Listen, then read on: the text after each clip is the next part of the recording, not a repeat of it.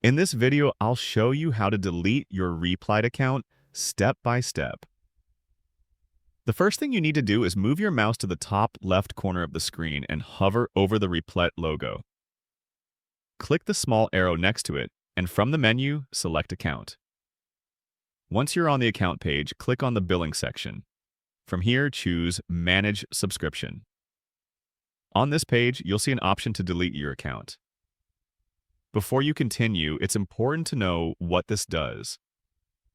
Deleting your account will immediately and permanently remove all your apps, files, databases, and other content.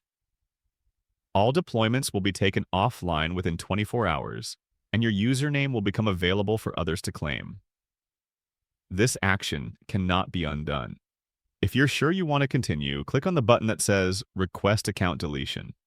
You'll need to confirm your choice, and after that, your account will be scheduled for deletion. Within 24 hours, it will be permanently removed. And that's it. That's how you delete your Replit account safely and permanently. If you found this tutorial helpful, consider subscribing for more Replit and tech tutorials.